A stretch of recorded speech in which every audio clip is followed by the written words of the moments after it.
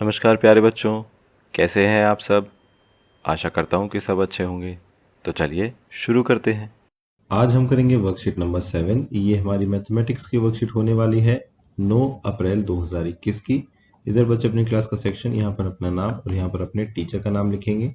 आज हम फिर से पैटर्न्स के बारे में वर्कशीट करने वाले हैं। इससे पहले हमने टाइल्स के बारे में वर्कशीट की थी, उसमें भी हमने अलग अलग पैटर्न्स देखे थे। चलिए इसको शुरू करते हैं। अवनी के पिताजी की साड़ियों की दुकान है। एक दिन अवनी अपने पिताजी के साथ दुकान पर गई। वहां जाकर उसने देखा कि साड़ियों पर तरह तरह के पैटर्न बने हुए थे, जिससे साड़ियां बहुत सुंदर लग रही थी। बच्चों, क्या आपने भी इस तरह के पैटर्न देखे हैं? कहाँ पर देखे हैं, लिखिए। देखिए वो क्या कह रहा है कि अगर आपने इस तरीके के जैसे साइड में पिक्चर दिखाई हुई है, तो इस तरीके के पैटर्न अगर आपने कहीं देखे हैं तो आप वो यहाँ पर बता सकते हैं कि आपने कहाँ देखे हैं। जैसे मैं उदाहरण के तौर पर आपको बता देता हूँ। मान लीजिए आपने ऐसे पैटर्न दीवारों पर देखे होंगे। ठीक है, दीवारों पर अगर टाइल लगती है तब बनते हैं। ठीक है, या फिर फर्श पर देखे होंगे। ठीक है, जो पत्थर लगता है या फिर टाइल लगती है फर्श पर, तो तब भी कुछ ऐसे ही पैटर्न्स बनते हैं। इसके साथ साथ हमने पिछली वर्कशीट में भी देखा था कि फुटपाथ पर, ठीक है, इस तरह से टाइल लगाई जाती हैं जिससे पैटर्न बनते हैं। ठीक है, तो इसके अलावा अगर आपने कहीं देखा हो तो वो भी आप यहाँ पर लिख सकते हैं। ठीक है, जो अलग अलग तरीके के पैटर्न जहाँ कहीं भी बन रहे हो। आइए आगे देखते हैं कि अवनी के पिताजी ने उसे बताया कि पैटर्न आकृतियों, संख्याओं, अक्षरों आदि के भी हो सकते हैं। ठीक है, तो पैटर्न जो है वो अलग अलग तरीके से बन सकते हैं। आइए देखते हैं, नीचे कुछ उदाहरण दिए गए हैं। आइए नीचे दिए गए पैटर्नों को पहचानिए और इन्हें आगे बढ़ाते हुए अपनी कॉपी में बनाइए। देखिए नीचे कुछ पैटर्न्स दिए हैं, हमें क्या करना है, उनको आगे बढ़ाना है। देखिए पहला पैटर्न देखिए, यहाँ पर एक ट्रायंगल बना हुआ है, फिर एक स्क्वायर बना हुआ है, यानी पहले एक त्रिभुज है फिर एक वर्ग है, फिर वो पैटर्न रिपीट हो रहा है। ट्रायंगल आ गया, फिर से स्क्वायर आ गया, तो इसके आगे क्या आएगा, दोबारा से एक ट्रायंगल आएगा और फिर एक स्क्वायर आएगा। तो इस तरीके से पैटर्न आपको आगे बढ़ाना है। फिर अगला देखिए, एक सर्कल के अंदर क्रॉस बना हुआ है। ठीक है, फिर सर्कल के अंदर प्लस बना हुआ है, फिर से क्रॉस बना है, फिर प्लस बना हुआ है। इसको अगर हम आगे बढ़ाएंगे तो क्या आएगा, फिर से सर्कल के अंदर एक क्रॉस बनेगा, उसके बाद सर्कल के अंदर एक प्लस बनेगा। ठीक है, तो देखिए बड़ा ही सिंपल आसान है, हमने इस पैटर्न को आगे बढ़ा दिया है। फिर देखिए ये टैली मार्क्स हैं। हो सकता है कि हम टैली मार्क्स में जैसे गिनते हैं तो उसमें हम क्या करते हैं, 4 के बाद ऐसे क्रॉस मार देते हैं 5 बनाने के लिए।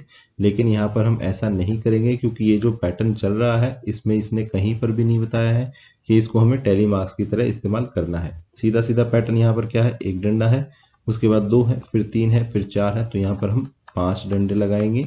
ठीक है, फिर हम 6 डंडे लगाएंगे। देखिए इस तरीके से आप इस पैटर्न को आगे बढ़ाएंगे। फिर आते हैं अगले पर, फिर क्या लिखा है, ए ए, बी बी, सी सी, डी डी, उसके बाद ई ई, फिर एफ एफ।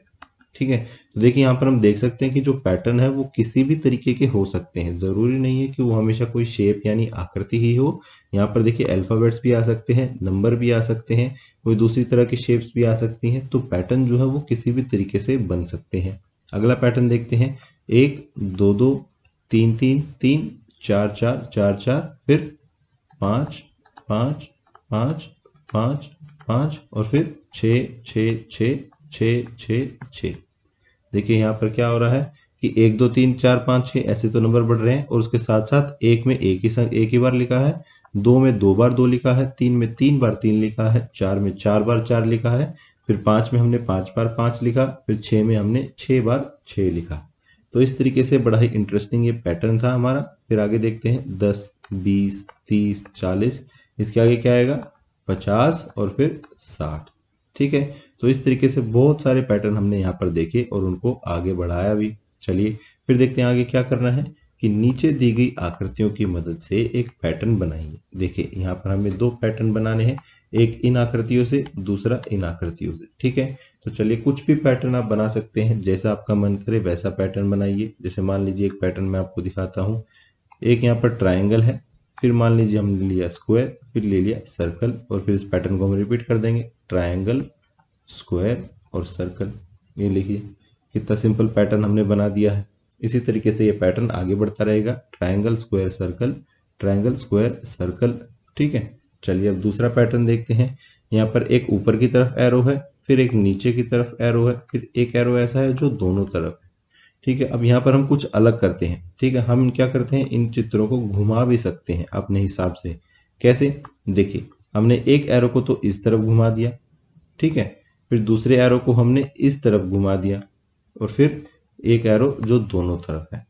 ठीक है, ये एक पैटर्न हो गया। अब इसको रिपीट करते हैं फिर से। पैटर्न क्या है, एक एरो इस तरफ, फिर दूसरा एरो दूसरी तरफ, और फिर एक एरो जो दोनों तरफ है।